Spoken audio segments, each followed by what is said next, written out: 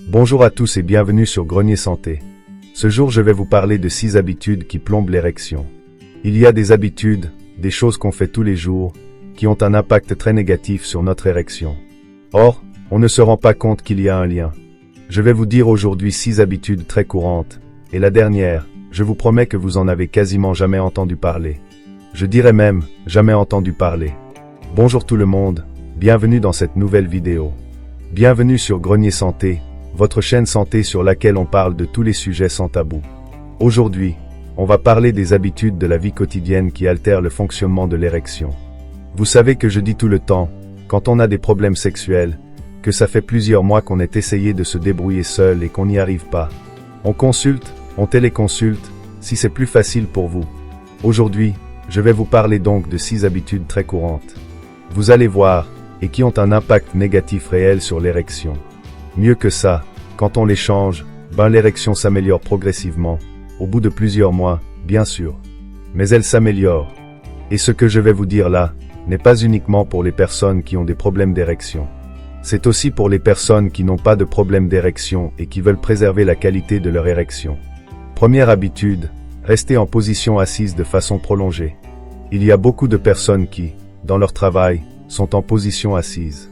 Ça peut être parce qu'on est au bureau, ça peut être parce qu'on a un travail qui n'est pas physique, on n'est pas sur des chantiers à l'extérieur. Bref, si vous avez un travail avec une position assise, je vous recommande fortement de vous lever au moins 2 à 3 minutes, toutes les heures, au moins.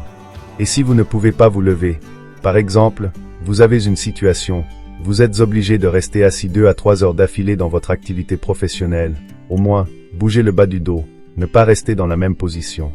Deuxième mauvaise habitude, le tabac. Je me permets de le rappeler, parce que c'est une des pires habitudes pour les érections. Année après année, les artères fatiguent, et le sang ne rentre plus correctement dans le pénis. En plus de toutes les conséquences sur la santé, sur le cœur, les cancers, etc. Troisième mauvaise habitude, le mauvais sommeil. Et là, on parle de 2 choses, en quantité, c'est-à-dire on dort très peu, ou en qualité, c'est-à-dire on dort, mais on dort pas correctement. Pourquoi le mauvais sommeil va altérer les érections? Et je ne parle pas seulement du syndrome d'apnée du sommeil, qui est un syndrome à part, qui donne des troubles de la libido. Quatrième mauvaise habitude, une alimentation riche en sucre, graisse et sel. L'alimentation riche en sucre provoque ce qu'on appelle le stress oxydatif, c'est-à-dire provoque une fermeture des artères. L'alimentation riche en sel, pourquoi? Parce que le sel est une cause d'hypertension artérielle. Or, quand on a une hypertension artérielle, on a un risque accru de troubles de l'érection. Et l'alimentation riche en graisse, en particulier les graisses d'origine animale, va abîmer aussi la circulation de sang et, en plus, tout ça va augmenter le risque d'avoir un peu de poids au niveau abdominal.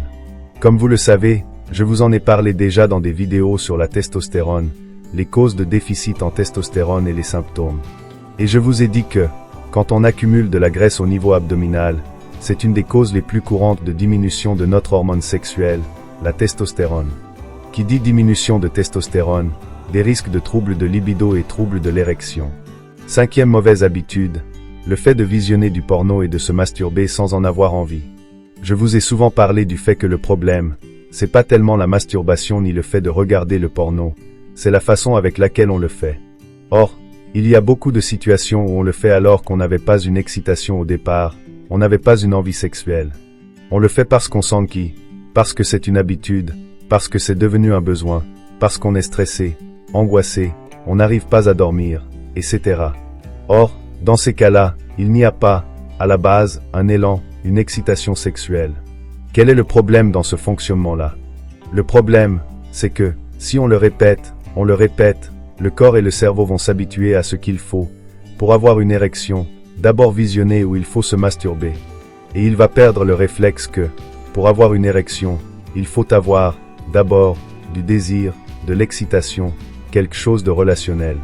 Et donc, ça peut donner des troubles de l'érection lors des relations sexuelles.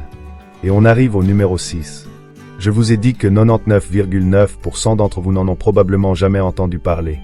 Et vous me dites, dans les commentaires, si j'avais raison, si vous en avez entendu parler. Dites-le moi, dans le commentaire, aussi. Ça m'intéresserait de savoir ce que vous en pensez. C'est le fait de rester longtemps aux toilettes. Surtout que, de nos jours, on a malheureusement l'habitude d'aller aux toilettes avec notre smartphone et on regarde. Bon, dans le passé, on allait aussi avec des livres. D'ailleurs, je sais pas, vous, moi, j'avais des gens dans ma famille, des cousins, des oncles, qui avaient une bibliothèque dans leurs toilettes. Et ils prenaient le temps de lire, assis dans les toilettes. Ça, c'est quelque chose qui peut poser problème pour les érections. Parce que, en fait, c'est une position qui n'est pas adaptée pour notre périnée, qui peut finir par perdre son tonus. Or, le périnée est un élément hyper important dans le maintien de l'érection, dans la rigidité, la qualité et le maintien de l'érection. Mais, si le sujet vous intéresse, je vous ferai promis une vidéo spécifique sur toutes les conséquences négatives sur notre santé, y compris sur le plan sexuel, en lien avec le fait qu'on reste longtemps assis sur les toilettes. Et, d'ailleurs, au fait, est-ce que vous savez ce qu'on appelle longtemps assis? Je vous le dirai, dans la vidéo qui va arriver. Vous me dites, dans les commentaires, est-ce que vous restez très longtemps aux toilettes? Ou est-ce que vous avez déjà remarqué que le fait de rester très longtemps, ça vous a provoqué des problèmes? Et vous avez changé cette habitude? Voilà. J'espère que cette vidéo vous a plu, que vous avez appris des choses. Vous savez maintenant que ces habitudes-là peuvent être néfastes pour notre fonctionnement érectile.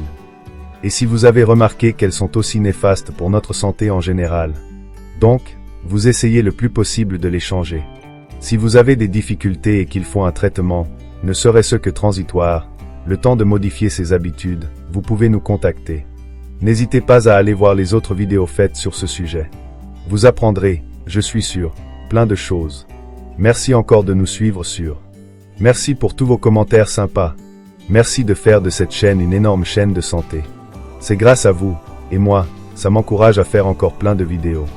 Donc, je vous donne rendez-vous très bientôt pour d'autres vidéos sur plein d'autres sujets, pas que la sexualité. Prenez bien soin de vous, et à très vite.